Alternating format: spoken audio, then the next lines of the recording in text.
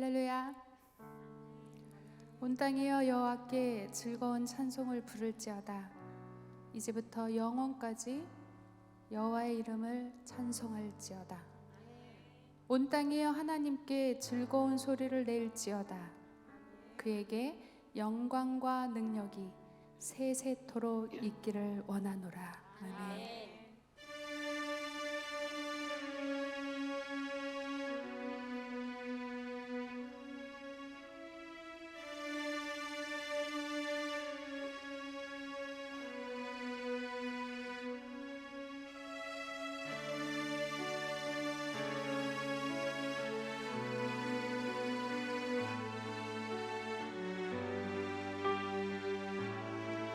참 아름다워라. 참 아름다워라.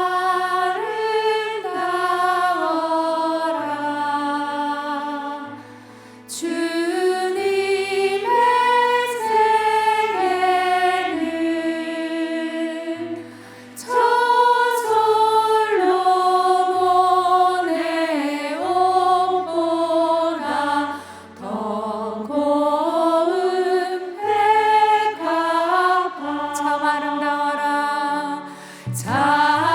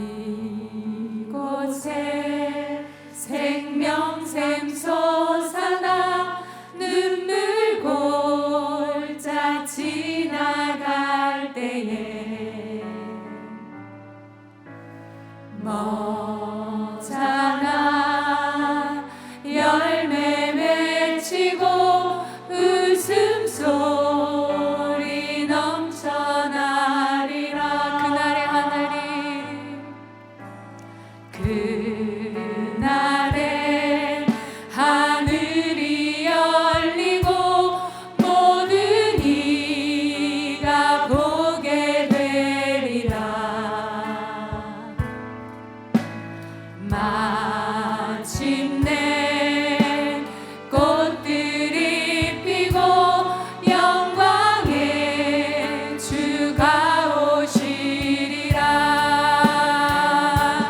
꽃들도 구름도 바람도 넓은 바다도 찬양하라 찬양하라 예수를. 하늘을 울리며 노래해 나의 영혼아. 은혜의 주 은혜의 주 은혜의 주. 처음부터 다시 고백합니다. 이곳에 생명샘 솟아나 눈물 골짜 지나갈 때에 머잖아 열매 맺히고 웃음소리 넘쳐나리라. 그날의 하늘이 그날에 하늘이 열리고 모든 이가 보게 되리라. 마침내 꽃들이 피고 영광의 주가 오시리라.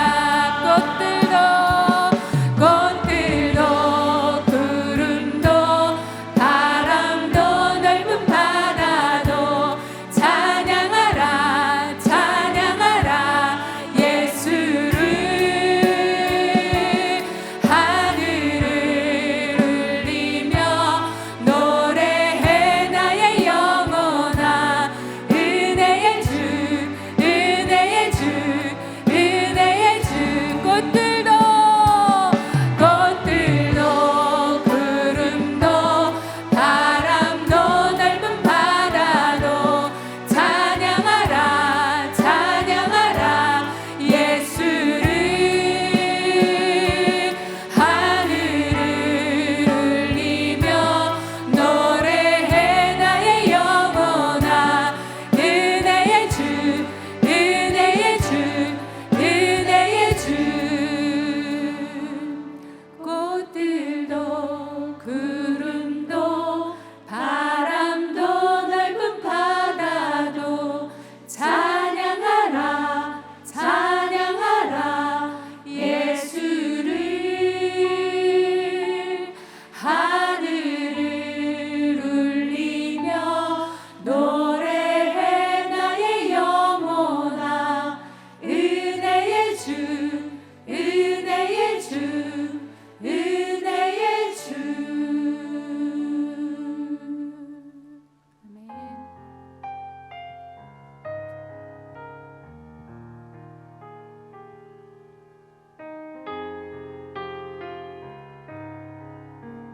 내 백성이 나를 떠나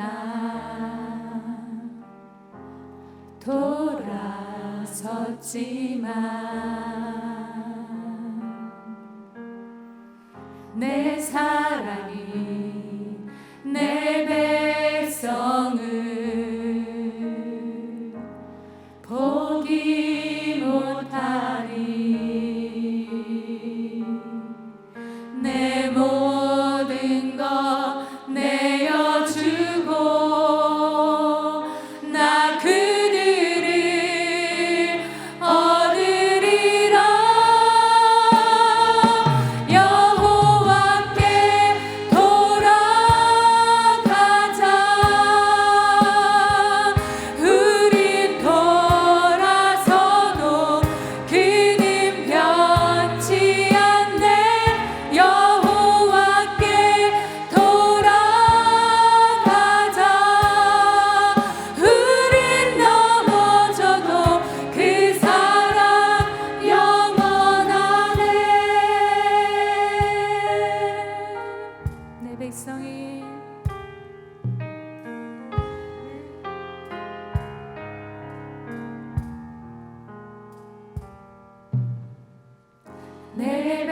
백성이 나를 떠나 돌아섰지만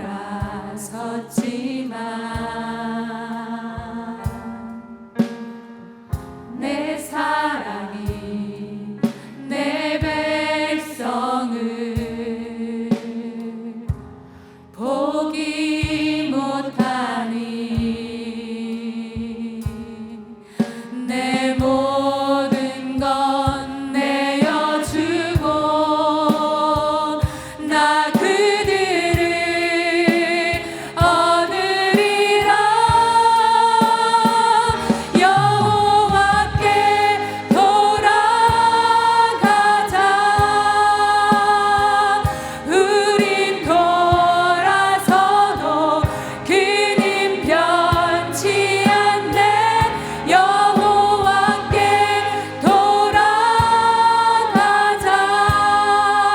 우린 넘어져도 그 사랑 영원하네. 사랑은 오래 참고 사랑은 오래 참고 자신을 내어주네.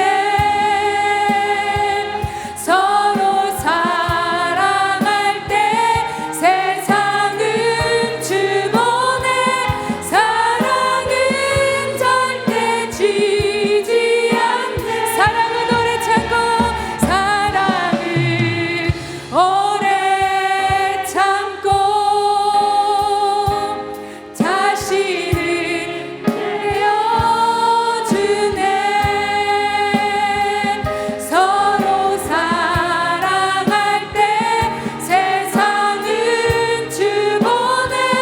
사랑은 절대 지지 않네. 여호와께 돌아가자. 우린 돌아서도 그는 변치 않네. 여호와께 돌아가자. 우린 넘어져도 그 사랑 영원한. 여호와께 돌아가자. 여호와께 돌아가자. 우린 돌아서도 그는 변치 않네. 여호와께 돌아가자. 우린 넘어져도 그 사랑 영원하네. 우린 넘어져도 그 사랑 영원하네. 우린 넘어져도 그 사랑 영원하네. 아멘. 이 시간 함께 기도했으면 좋겠습니다. 하나님, 그렇습니다. 하나님의 창조의 목적이 있으셨는데 우리가 그 목적대로 살지 못함을 용서하여 주시옵소서. 다시금 하나님께 돌아가는 그런 시간이 되게 하여 주시옵소서. 오늘도 귀한 목사님 다니엘 세워주셨는데 주님께서 마음껏 사용하여 주시옵고 귀한 목사님의 입술로 선포되어지는 그 말씀이 나를 향한 말씀이 되게 하여 주시옵시고 주님의 음성이 되게 하여 주시옵소서. 오늘도 이 예배 가운데 온전히 주의 영이 임하여 주시옵고 하나님이 기뻐 받으시는 그런 예배가 되게 하여 주시옵소서. 그런 마음으로 이 시간 다 같이 통성으로 하나님께 기도드리겠습니다.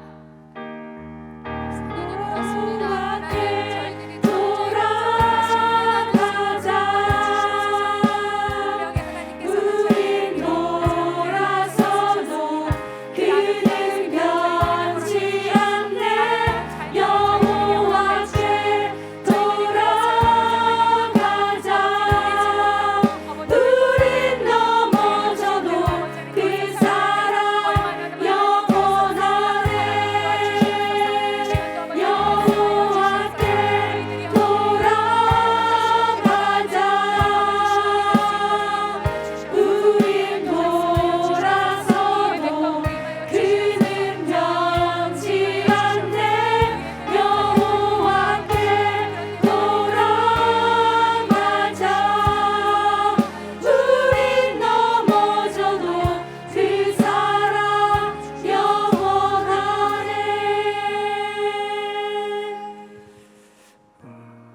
말씀으로 이 세상을 창조하신 하나님, 하나님이 창조하신 이 세상이, 이 창조 세계가 우리에게 하나님의 말씀을 하고 있습니다.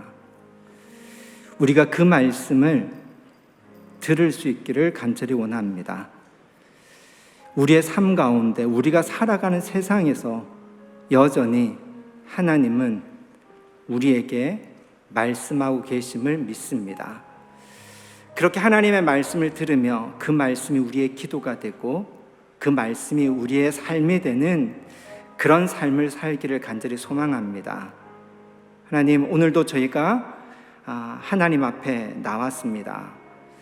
하나님 앞에 저희가 가만히 앉았습니다.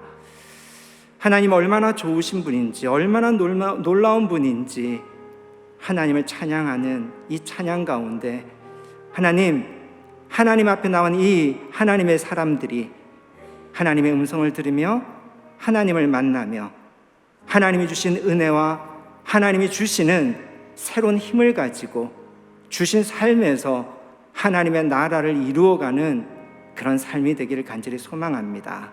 성령님, 오늘 우리 가운데 오셔서 그 하나님의 말씀이 들려지고 이루어지게 하여 주시옵소서. 예수님의 이름으로 기도드렸습니다. 아멘. 오늘 예배 오신, 또 온라인으로 예배를 드리시는 여러분 한 사람 한 사람을 주님의 이름으로 환영하고 축복합니다. 하나님이 우리와 함께 하십니다. 그래서 우리의 삶이 하나님의 이야기를 쓰는 편지가 되고 향기가 되는 줄 믿습니다. 우리 서로 자기 자신을, 또 우리 함께 예배드리는 분들을 축복했으면 좋겠습니다. 나는 그리스도의 향기라.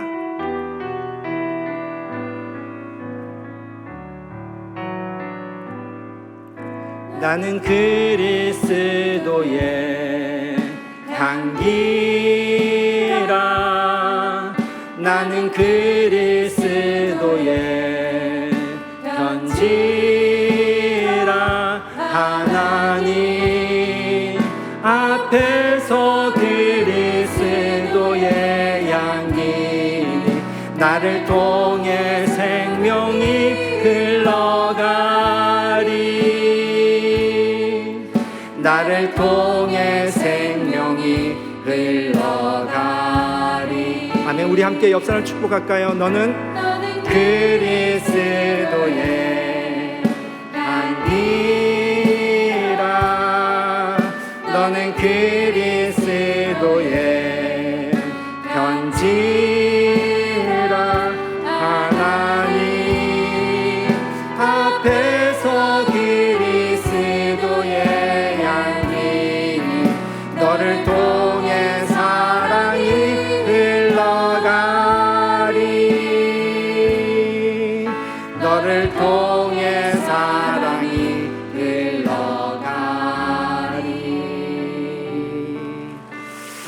우리 함께 하신 하나님 감사합니다. 감사합니다. 교회 소식 우리 잠깐 나누겠는데요. 우리 목장 방학이 시작되었죠.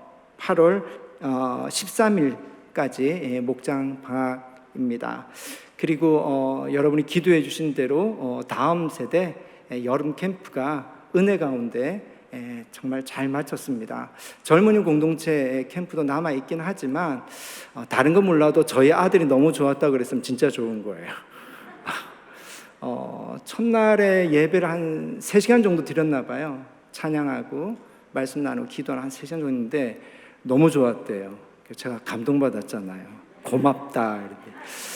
다음 세대가 여러분 너무 은혜 가운데 아이들이 또 하고 싶다라는 얘기를 할 정도로 정말 은혜롭게 잘 마쳤고요. 우리 사역자들이 정말 많이, 또 목자들이 수고를 많이 하셨던 것 같아요. 계속 우리 다음 세대를 위해서 기도해 주셨으면 좋겠습니다. 오늘 우리 함께 나눌 말씀 함께 보시겠는데요. 창세기 12장 1절에서 3절에 있는 말씀, 우리 잘 아는 말씀인데 우리 함께 같이 읽으시겠습니다.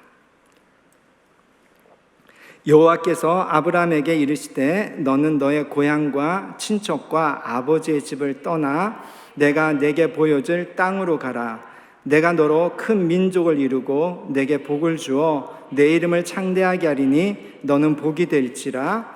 너를 축복하는 자에게는 내가 복을 내리고 너를 저주하는 자에게는 내가 저주하리니 땅의 모든 족속이 너로 말미암아 복을 얻을 것이라 하신지라. 아멘.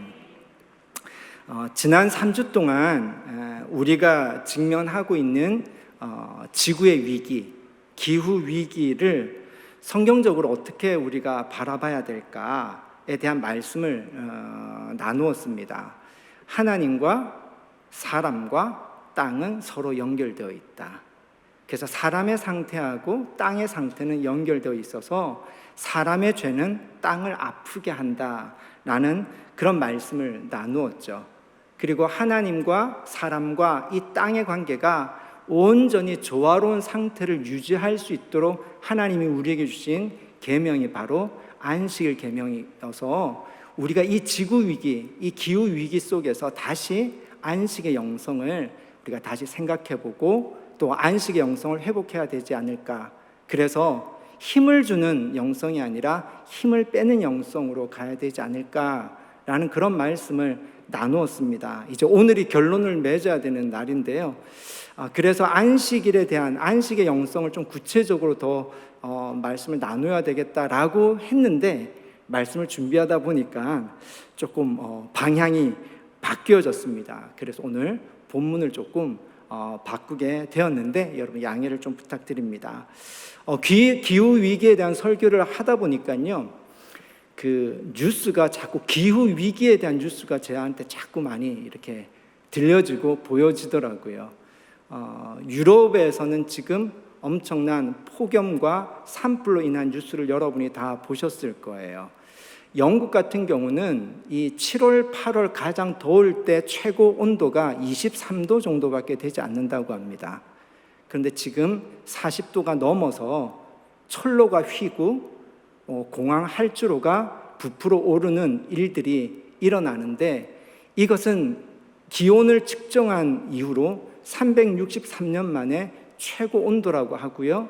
영국의 기상학자는 예측하기를 한 2050년 정도 되면 영국의 기온이 이 정도 올라갈 거라고 예측을 했는데 그 예측보다 무려 30년 빨리 이런 온도가 올라왔다고 심각하다라는 인터뷰를 보았습니다. 스페인과 프랑스에는 계속 폭염으로 인한 산불, 농작물까지 들에도 불이 나는 그런 피해를 여러분이 뉴스를 통해서 보셨을 것 같아요. 그리고 올해는 폭염이었지만 작년에 독일은 엄청난 그 홍수와 수해로 피해를 입은 뉴스를 우리가 보기도 했습니다. 그래서 얼마 전에는 40여 개국의 장관들이 모여서 기후회담을 했다고 합니다. 거기서 유엔 사무총장이 이런 얘기를 했대요. 우리는 지금 갈림길에 서 있는데 집단 대응을 하는 길을 갈 것이냐 아니면 집단 자살을 하는 길로 갈 것이냐, 이 갈림길에 있다라고 하면서 우리는 평범하게 내게 주어진 이 삶에 열심히 살아가고 있지만 지구 전체에 관련된 일을 하는 사람들과 정보를 가진 사람들은 지금 우리에게 있는 이 기후 위기가 정말 인류의 멸망과도 직결되는 아주 심각한 위기라는 것을 계속 우리에게 알려주고 있습니다. 갈림길이라는 표현에서 제가 떠오른 이미지가 있었습니다. 생명으로 인도하는 길은 좁고 그 길을 찾는 자가 적고, 멸망으로 인도하는 길은 그 길이 넓어서 찾는 자가 많다라는 말씀이 생각이 나면서요, 성경에도 이렇게 이런 부류 저런 부류 두 부류로 이렇게 분류하는 표현들이 나오죠. 이스라엘 백성들, 이방 나라, 유대인, 이방인, 의인, 죄인, 양과 염소, 이런 식으로 갈림길처럼 두 부류로 이렇게 표현하는 이 비유들이 성경에 많이 나옵니다. 그런데 이런 두 부류의 사람들을 나누어서 바라보는 이 시선이 창세기 앞부분부터 계속 나오기 시작하더라고요. 이를테면 4장에 나오는 가인의 계보가 있고 4장에 나오는 가인의 계보 다음에 아담의 계보, 아담에 낳은 셋의 후손의 계보가 이렇게 두 부류로 비교되면서 역시 창세기 앞부분에서부터 두 부류, 두 길에 대한 메시지를 우리에게 전해주고 있습니다. 가인의 계보를 이 가인의 계보와 이제 아담의 계보라고 제목이 되어 있는 이 계보를 보면 좀 우리가 그 부분을 읽다 보면 약간 뭔가 좀 다르다라는 걸 여러분 느끼지 않았습니까? 가인의 계보를 보다 보면 가인의 자손들은 무슨 일을 했는지, 어떤 업적을 세웠는지 이런 표현을 쓰고요. 이 아담의 계보는요, 몇 살에 애를 낳고 몇 년 동안 살다가 몇 살에 죽었다 라는 식으로 좀 약간 너무 평범하게 이렇게 기술하는 내용들이 나오죠. 함께 본문을 잠깐 보면 조금 더 구체적으로 느낌이 올 것 같은데요.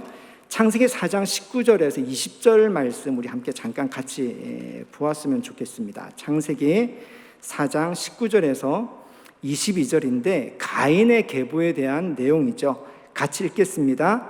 라멕이 두 아내를 맞이하였으니 하나의 이름은 아다요 하나의 이름은 실라였더라.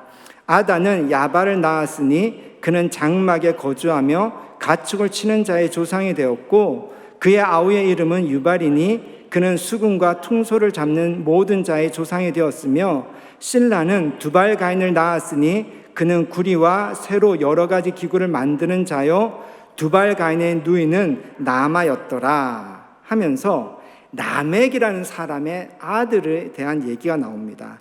이 라멕은요 이제 가인의 후손인데 이 말씀을 보니까 라멕에는 세 아들이 있다라는 거예요. 그 세 아들 중에 야발이라는 아들은 가축 치는 자의 조상이 되었다. 또 유발은 수금과 퉁소를 잡는 자의 조상이 되었다.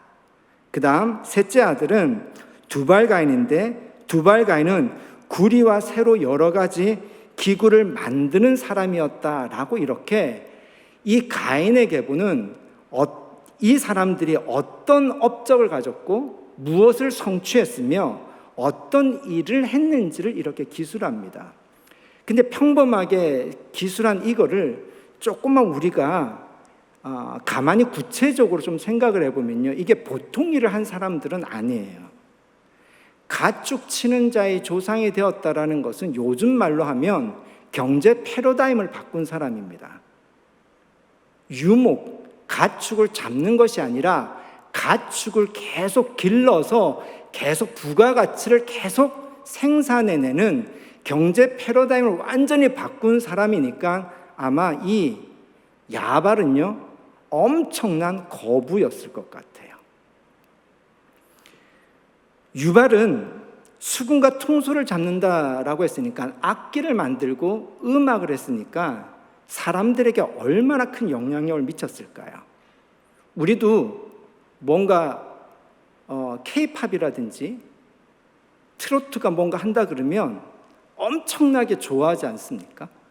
그런 것처럼 이 음악이 주는 사람들의 영향력을 생각하면 이 라멕의 아들 이 유발 역시 그 당시에 소위 문화의 중심이 되는 그런 인물이었으며 영향력을 미쳤다라고 생각을 할 수 있을 것 같아요.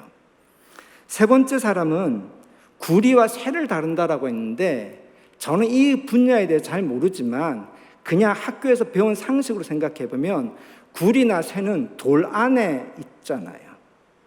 그리고 그거를 뜨거운 용광로 같은 데서 높은 온도에 가열해서 그 돌 속에 숨어 있는 구리를 액체로 상태로 빼내고 철을 액체 상태로 빼내는 재련과 제철을 해야만이 이 구리와 쇠가 나오고 그렇게 펄펄 끓는 구리와 쇠를 가지고 어떻게 해요?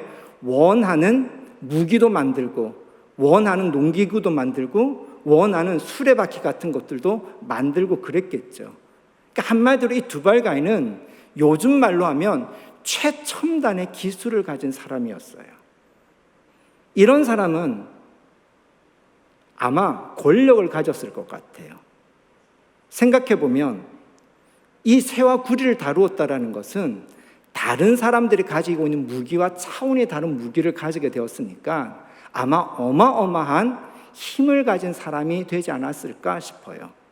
그러니까 이 가인의 자손을 가만히 생각해 보면, 문화적으로 보면 이 사람들은 문명을 이룩한 사람, 문명에서 핵심적으로 굉장히 큰 영향력을 미친 사람이라고 볼 수 있으니까 우리가 지금 살아가는 이 세상에서 보면 소위 적절한 비유가 될지 모르겠지만 스티브 잡스라든지 이렇게 엄청나게 패러다임을 바꾸고 새로운 기술을 만들어서 엄청나게 문명과 문화에 영향력을 미친 사람들이라고 볼 수 있는 거죠.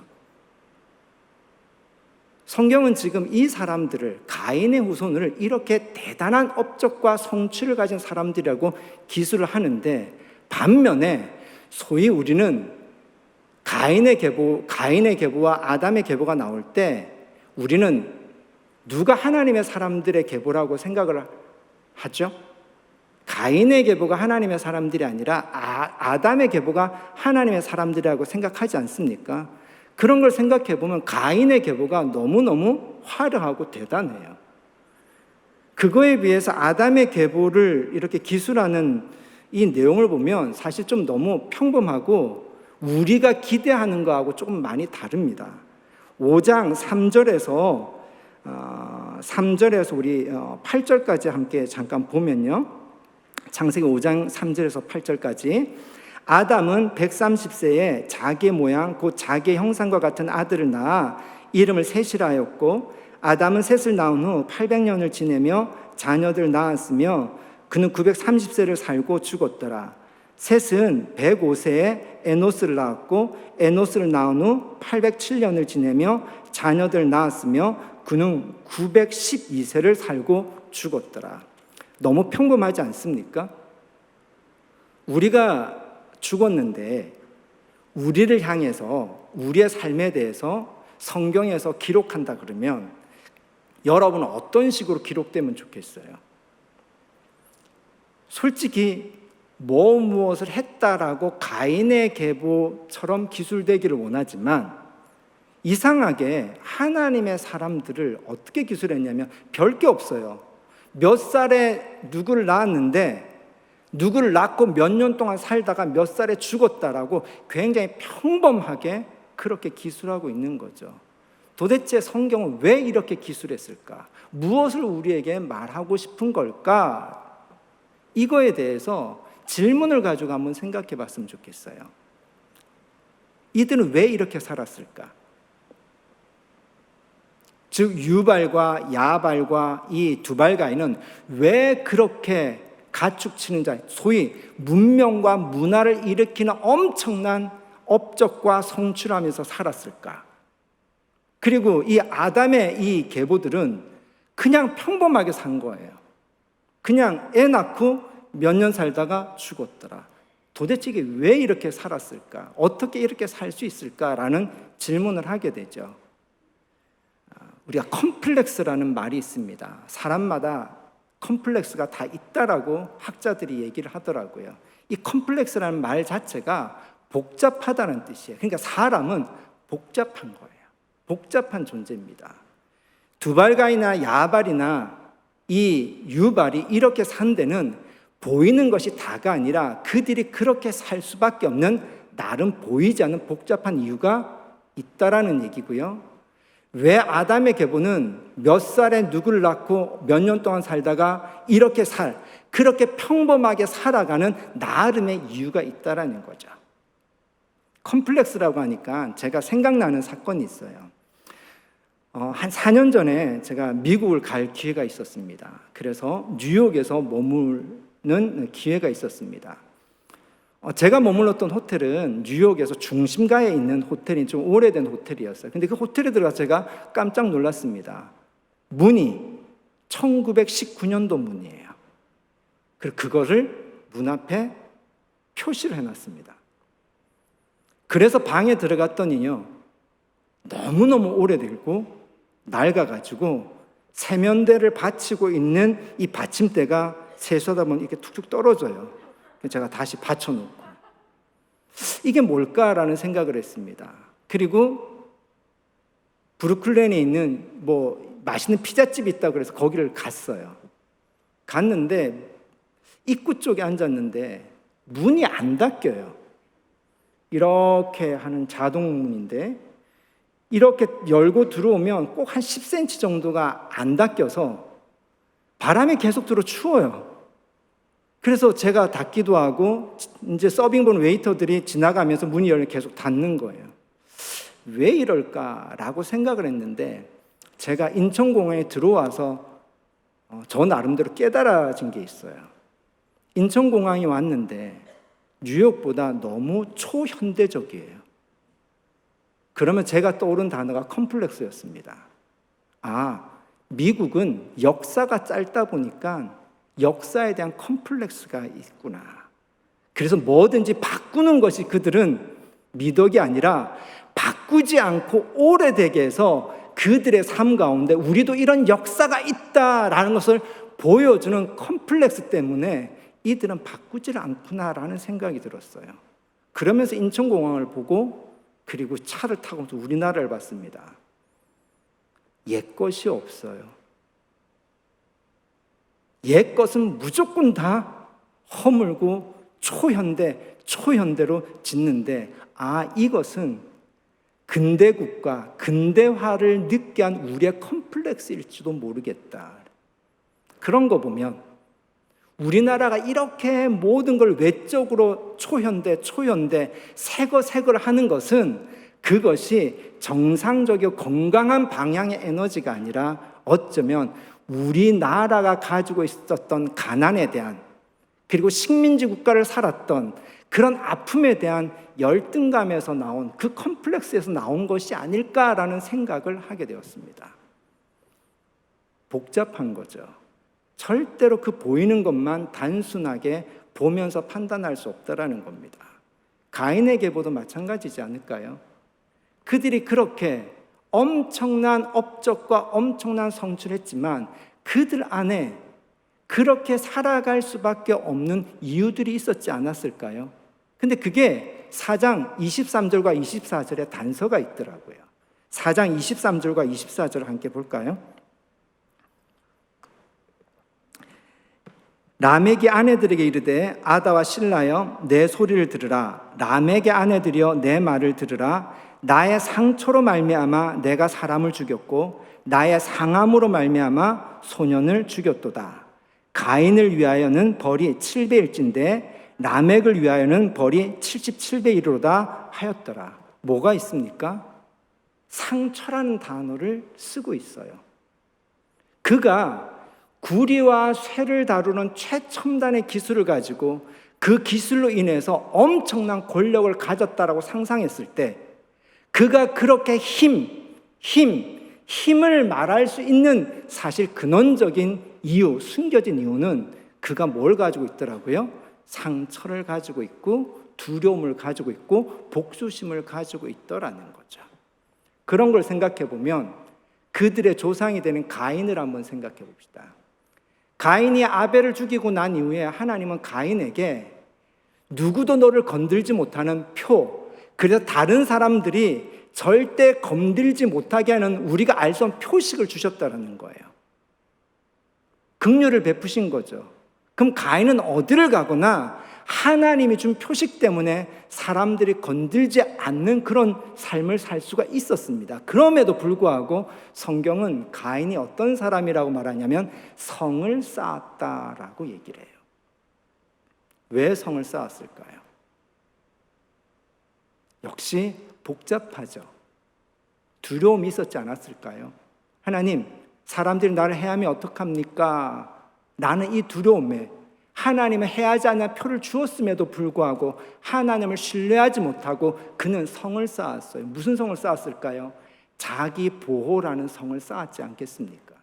그런 거 보면 야발이 가축 치는 자의 조상이 되고 유발이 소위 퉁소, 음악을 하는 자의 조상이 되고 그리고 두발가인이 구리와 새를 다루는 이 엄청난 업적을 만드는 이 모든 것이 어쩌면 그들의 내면에 있는 연약함을 가리는, 그거를 보호하는 자기 성이었지 않았을까.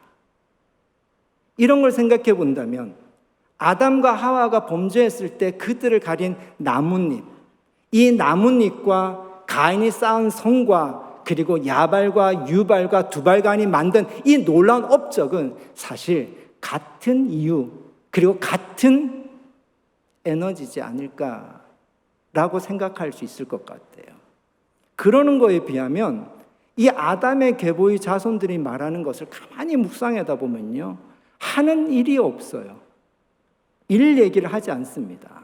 그런데 이들 계보에서 특별하게 한 세 사람 정도를 특별하게 기술하는 내용이 나옵니다. 누가 나오냐면요, 에노스라는 사람이 나와요. 4장 26절에 나오는데 26절에 보면 셋도 아들을 낳고 그의 이름을 에노스라 하였으며 그때 사람들이 비로소 여호와의 이름을 불렀더라. 에노스는 여호와의 이름을 부른 처음 사람이라는 거예요. 여호와의 이름을 불렀다라는 것은 여호와 하나님께 예배를 드렸다라는 거죠. 그러니까 이 계보는 어떤 사람들이냐면 예배를 드리는 사람이다라고 설명할 수 있는 인물이 되겠죠. 그 뒤에 가면 21절에서 24절에 보면 우리가 잘 아는 에녹이라는 사람이 나옵니다. 한번 내용을 읽어볼까요? 에녹은 65세에 무드셀을 낳았고 무드셀을 낳은 후 300년을 하나님과 동행하며 자녀들을 낳았으며 그는 365세를 살았더라. 같이 에녹이 하나님과 동행하더니 하나님이 그를 데려가심으로 세상에 있지 아니하였더라 라고 하면서 이 사람들, 가인처럼 어떤 세상에 특별한 성취와 업적은 없지만 이 사람들은 어떤 삶을 살았더라? 하나님과 동행하는 삶을 살았더라. 그리고 마지막에 나오는 노아에 대한 내용이 29절에 나오는데요, 이름을 노아라 하여 이르되 여호와께서 땅을 저주하심으로 수고롭게 일하는 우리를 이 아들이 아니하리라 하면서 땅을 돌보는 일들을 했다라는 내용이 나옵니다. 이 말씀을 가만히 묵상해 보면요, 이들은 왜 이렇게 살 수 있었을까? 굳이 어떤 업적이나 성취를 하면서 그렇게 살지 않고, 경쟁하면서 살지 않고, 그리고 자기가 가진 상처와 복수심을 가지고 삶의 에너지를 쓰지 않고 그냥 평화롭게 그냥 사는 거예요. 가인의 족보 이야기는 삶의 얘기가 아니라, 사는 얘기가 아니라 일의 얘기를 하는데, 사실 가만히 보면 아담의 계보는요, 삶의 얘기를 하는 거예요. 어떻게 이럴 수 있을까 하고 생각해 보니까 이 사람들의 모습을 기술한 내용이 마치 안식일의 모습 같아요. 안식일에 뭐 했죠? 아무 일도 하지 않는 거예요. 일 얘기가 없는 거예요. 이들이 이렇게 살 수 있었던 것, 하나님을 예배하고 하나님과 동행하고 땅을 돌보며 살 수 있었던 것은 이 아담의 계보 안에는 어떤 영성이 흐르더라? 안식의 영성이 흐르구나 라는 것을 볼 수 있지 않겠습니까? 이 계보가 홍수 이후에 또 똑같이 계보가 또 이어지더라고요. 노아의 후손 중에 셈의 계보와 함의 계보로 이렇게 또 나누어져요. 마치 가인과 셋의 후손의 계보로 나눈 것처럼 함의 계보와 또 셈의 계보가 이렇게 나누어지는데, 이 창세기 11장이 이게 앞부분이지만 사실 어떤 의미에서 보면 성경 전체의 큰 분기점과 같아요. 왜냐하면 이 11장에서 어떤 사건이 나오냐면 바벨탑 사건이 나옵니다. 근데 이 바벨탑 사건을 성경은 어떻게 기록하고 있냐면요, 이게 함의 자손들이 함의 자손들이 바벨탑을 쌓는 건데 11장 4절에 보니까 이렇게 표현합니다. 또 말하되 성읍과 탑을 건설하여 그 탑 꼭대기를 하늘에 닿게 하여 우리 이름을 내고 온 지면에 흩어짐을 면하자 하였더니 하면서 이 바벨탑은요, 어떻게 해요? 쌓는 거예요. 방향이 어떻게 해요?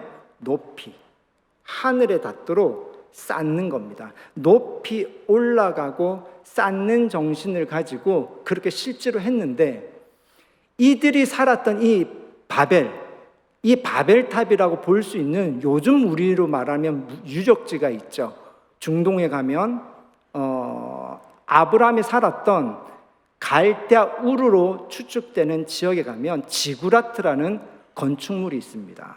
그 건축물이 이렇게 계단식으로 피라미드 형태로 그렇게 쌓아졌는데요, 1940년대에 레오나드 울리라는 이 고고학자가 실제로 아브라함이 살았던 우르 지역을 발굴했고, 아브라함이 살았던 시대의 유물들을 이렇게 발굴했는데요, 아브라함이 살았던 곳이 바로 이 바벨탑이라고 불리는 지구라트가 있는 우르에서 살았던 거죠.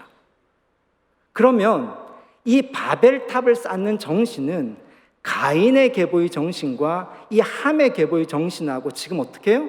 이어져 있지 않겠습니까? 어떤 가치로 살았을까요? 왜 그들은 높이 쌓으려고 그랬을까요?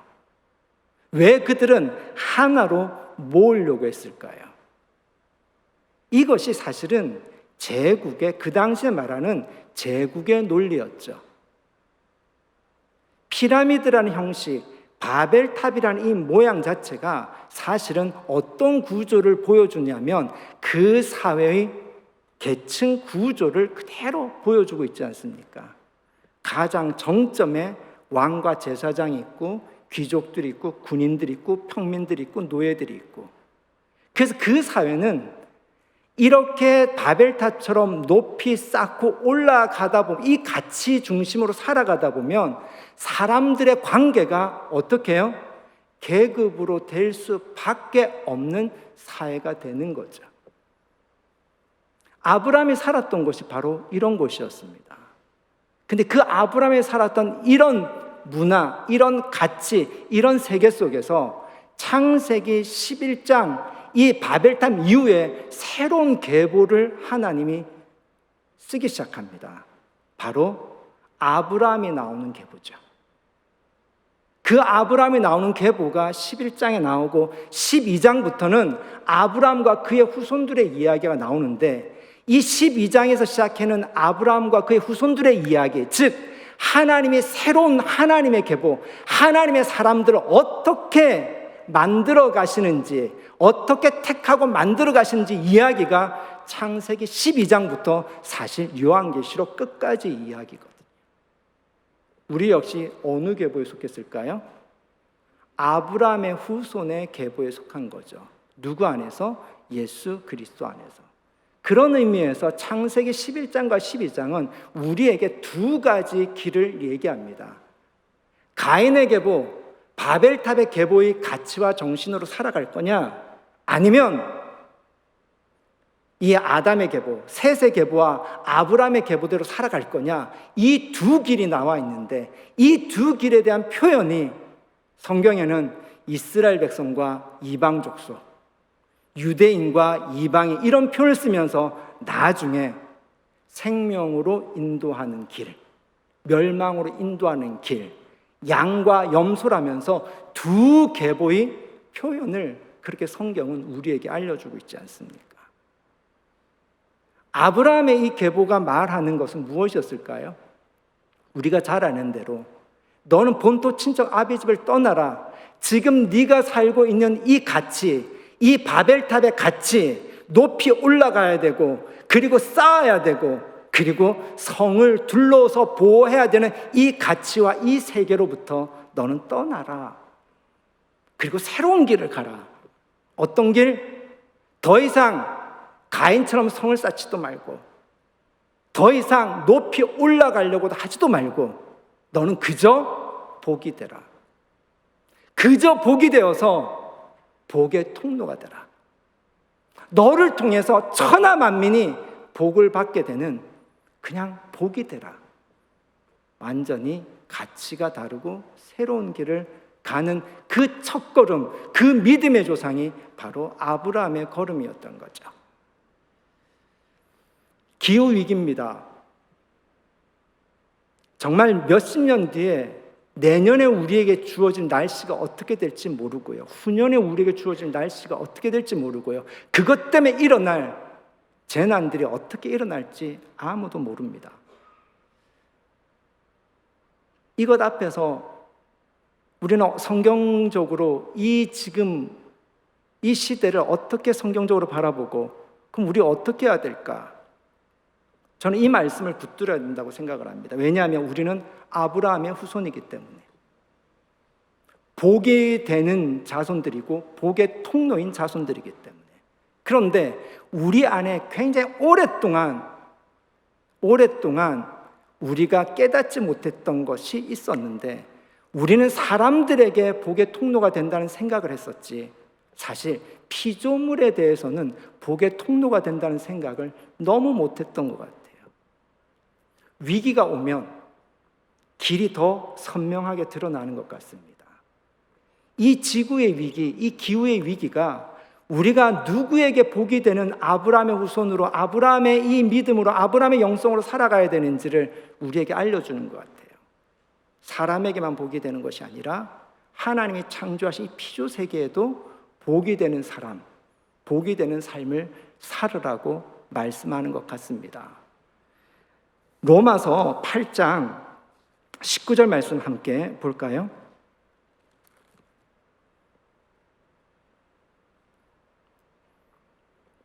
로마서 8장 19절 말씀 함께 읽겠습니다. 피조물이 고대하는 바는 하나님의 아들들이 나타나는 것이니. 아멘.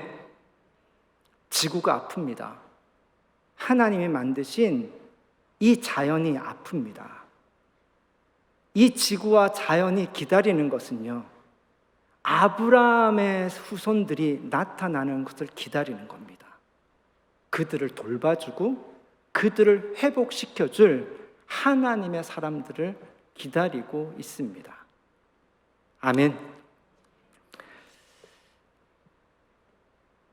이 기후위기는 이제 지금까지 우리 이 인류와 이 문명이, 이 특별히 근대 세계가 살아왔던 이 가치와 삶의 방식을 이제 완전히 바꾸라고 우리에게 요청하는 것 같아요. 그러면서 이 시기에 우리가 다시 보면 좋겠는 이 영성은요,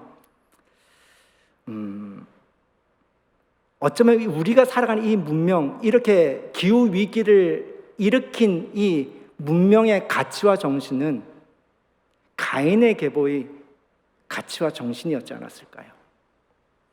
바벨탑을 쌓는 그 가치와 정신이 결국 이 지구의 위기를 불러일으켰고, 그 지구의 위기가 우리의 생명과 미래를 지금 위협하는 위기를 불러일으키지 않았겠습니까? 그렇다라고 한다면 이제 우리는 어느 쪽에 선택을 해야 될 건가? 아담의 계보의 이 가치와 영성, 아브라함의 후손으로서의 이 가치와 영성의 길을 선택해야 되지 않을까요? 그냥 애 낳고 살다 죽어도 행복한 거예요. 하나님과 함께 동행하면서 그렇게 살아가는 것이 지구를 살리고 우리도 사는 길이지 않을까요? 대단한 업적을 만드는 것이 아니라, 대단한 업적을 성취하는 것이 아니라 높이 올라가는, 무언가를 이루는 그런 가치의 삶이 아니라 그냥 복이 되는 겁니다. 그냥 복이 되는 거예요. 그냥 복의 통로로 살아가는 거예요.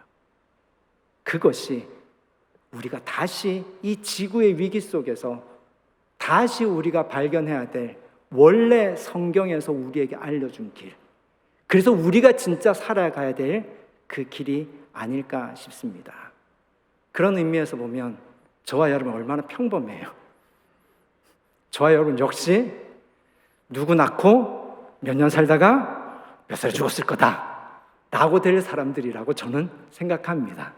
그러니 절대 우리는 이런 삶을 살아가는 이 평범한 사람들, 안식의 영성을 누리고 평범하게 그냥 복이 되어 살아가는 이 사람들을 통해서 아직 세상이 살아날 기회, 시간은 있다라고 믿습니다. 아멘. 혹시 여러분 주부에서 발견했을지 모르겠는데요, 우리 교회 사역 중에 친환경 사역이 있습니다. 하나님이 창조하신 지구 살리기 소등 캠페인 혹시 보셨습니까? 네, 매주일 오후 9시에서 9시 10분 딱 10분 동안에 산성 소등의 밤 캠페인을 하고 있습니다. 이 조그만 10분의 불을 끄는 걸 통해서 지구를 조금 더 살리고 지구를 생각하고 지구를 위해서 기도하는 그런 캠페인을 벌이는데, 이것이 지금 우리가 하는 고백이자 최선의 실천 중에 하나이지 않을까 싶습니다. 그런 생각을 해봅니다. 우리가 10분 불을 끌 때, 10분 불을 끌 때 우리가 가지는 마음과 기도가 어쩌면 지금 아픈 지구가 기다리는 하나님의 사람들의 모습과 삶이지 않을까 싶습니다. 아멘. 우리 함께 지난 3주 동안 불렀던 찬양, 우리 흙으로 사람을 지으사, 우리 오늘 함께 부르면서 우리 기도했으면 좋겠습니다.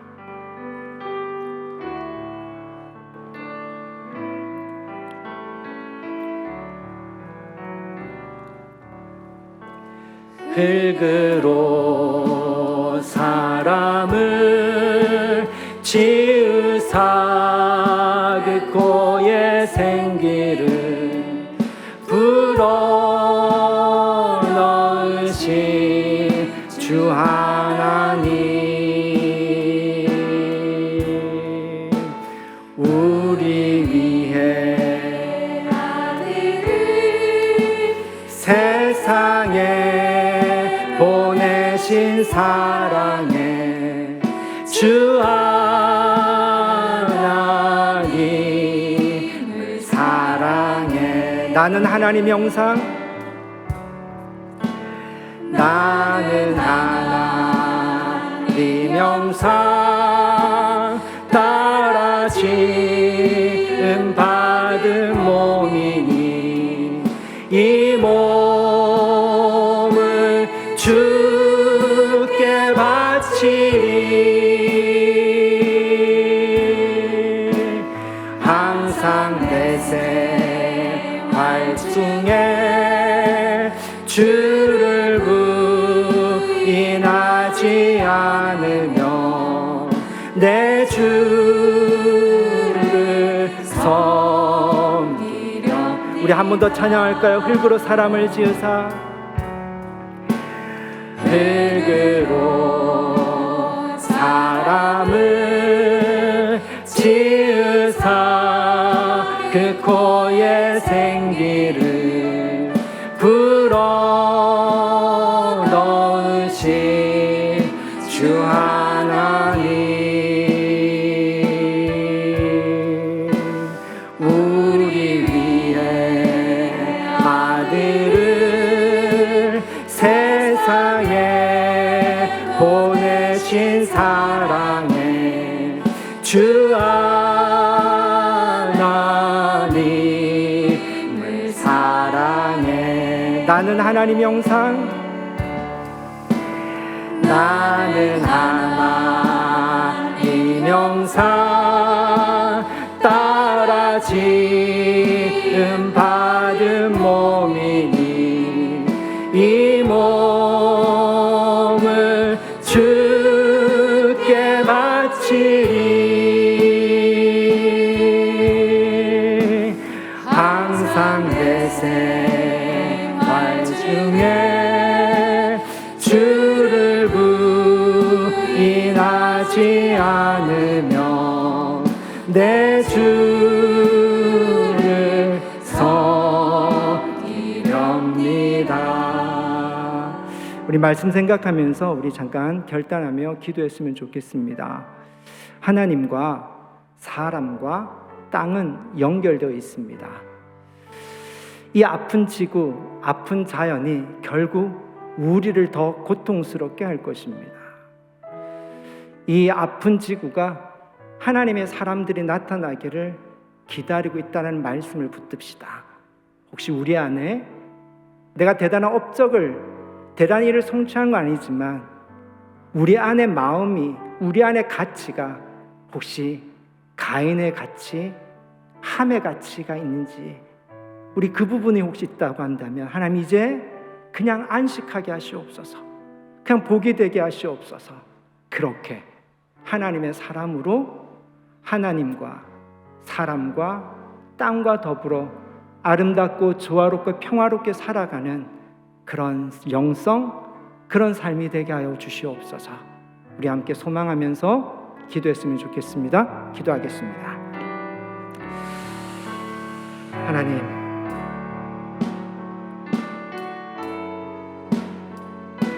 세상이 많이 아픕니다. 사람들이 많이 아픕니다. 이 지구가 많이 아픕니다. 하나님,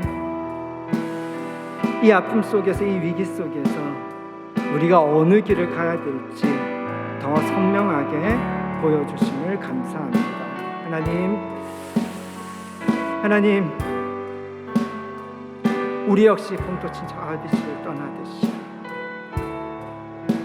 가인의 가치와 이 바벨의 가치 속에서 살았다면 이제 떠나게 하시고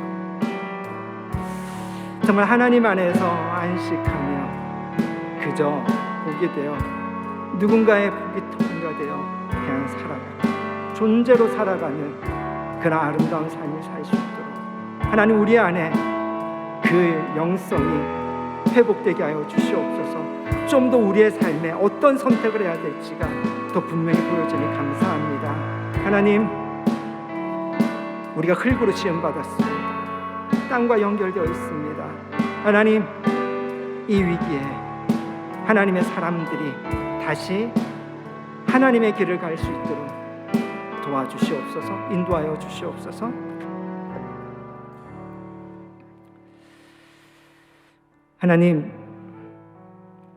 이 지구의 위기, 기후의 위기 앞에서 다시 한번 겸손히 우리가 흙으로 지음받았고 또 우리가 흙으로 돌아가는 하나님의 창조 앞에서 겸손하게 무릎 꿇습니다.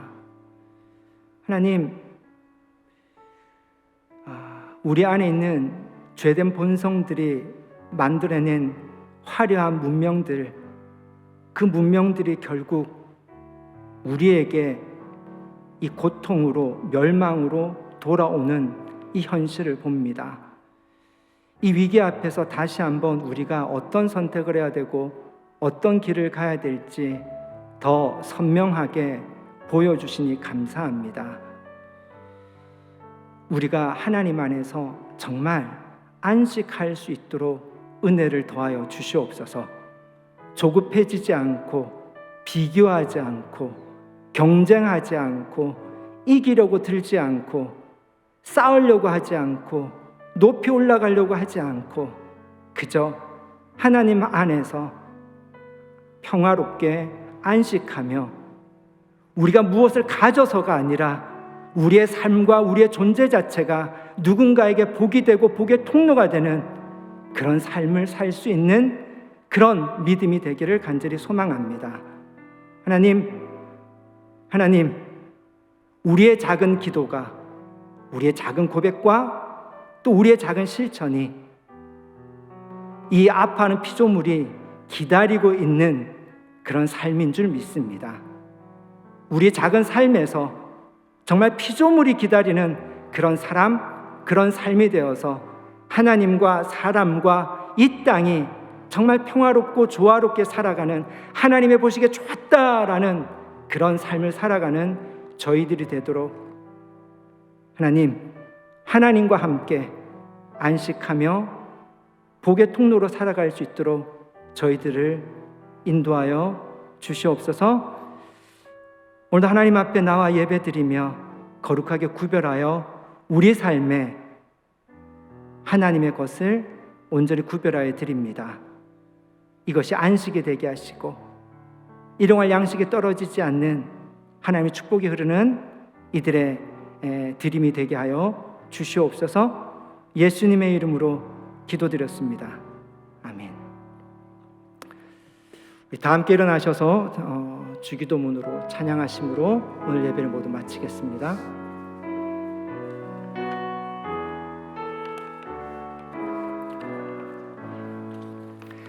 하늘